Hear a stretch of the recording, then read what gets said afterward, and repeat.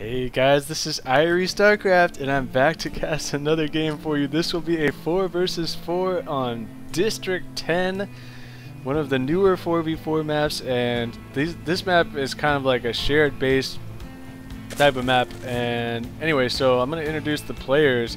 It's going to be sixjaxViBE, the blue Zerg player, and sixjaxDDE, the red Protoss, NrGsteve, the teal Zerg player, and megumixbear, the purple Zerg. I believe this is the real megumixbear, as her name is lowercase, and their opponents are going to be haCkKiddin, the orange Terran player, and Sorcery, the pink Terran, and Vitamin, the green Zerg player, and haCkCarlos, the yellow Zerg player. So with all of those introductions out of the way, now I can start talking about this game or this map maybe. You do have backdoor rocks here at this location, and there is a mirror of that over in this location, and there's a main ramp that comes into everybody's base here. As you can see, it's all connected. There is this safety natural expansion back here for one player. The rest of them are pretty exposed out in front below the ramp. The other side of the base is open to there's a smaller ramp, but it's open, as opposed to this one that has rubble in front. And so sixjax is sending out his scouting probe. We'll see the bottom team has 3 Zergs and a Protoss, so as opposed to 2 Zergs, 2 Terrans on the top team. So it'll be interesting to see what goes on here. I definitely expect some Hellions from Sorcery, as he pretty much will do that every game on Terran. And haCkKiddin looks like it's going for Hellions as well. So that's just my early guess here. It looks like both Terran players are going for Hellions. So this could get really nasty really quickly, as some Zerglings for ViBE are already on the way up here. And Carlos and Vitamin, though, they're ready for that. They're going to sit up here with their Zerglings and try and defend as best they can. The scouting probe is going to get taken out, looks like. At the same time, though, ViBE is going to be testing the front here, and when more Zerglings get in here, Vitamin is going to need that help from Carlos. Here comes Carlos. Zergling micro going on all over the middle of this ramp right here, and really back and forth. Now the third player, Steve, is getting into the mix, and so top team is... it looks like they're doing a pretty nice job holding this off. It really is advantageous this early in the game to be fighting right in front of your own shared base, because yeah, you can reinforce so much more quickly. And now the Hellions are on the way. Double Hellions coming out, and another factory on the way for Sorcery already. So once these Hellions are on the field, that could be lights out for the bottom team. It probably will be lights out, because there's going to be Hellions galore. And unless the bottom team can kill somebody right now, which is not, looks like is not going to happen, they're probably going to try and run in this side here. We'll see what happens with these Zerglings.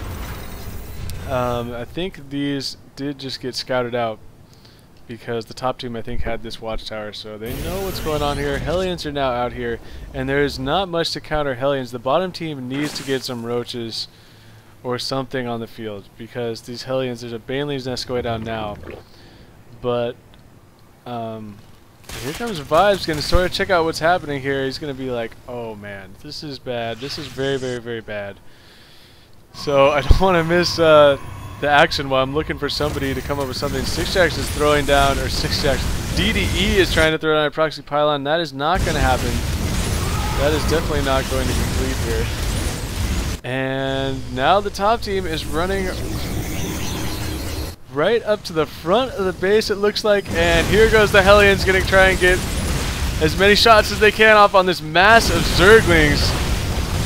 There are Stalkers out now, though, for DDE, and if the Stalkers can try and focus down these Hellions, they may have a chance, but that is really... this is just so ugly looking. Look at the Zerglings melting away from the bottom team so much faster. So many Hellions. There's just no way. They had no chance. And this is a pretty lopsided matchup, I must say. Zerg, Terran versus 3 Zergs and a Protoss on a map like this. And it looks like the trash talking though has begun, and it should be noted that this top team has been associated with all kinds of really foul play. Like, obviously Sorcery admitting to hacking, and also apparently using stream hacking.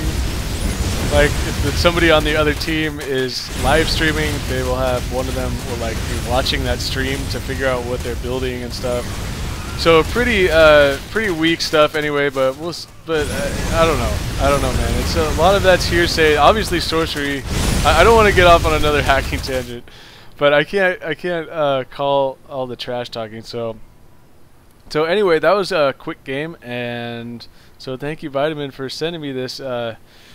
It shows how, it's pretty much showing me how overpowered the dual Hellion, dual Zergling really is in this matchup. But you know, if you're the bottom team and you're going against a double Terran, double Zerg like this, I think on a shared map base, you have to try and cheese. You have to try and cheese. The Protoss player probably should try and do cannons, and then the Zerg player should all probably do 8 pools.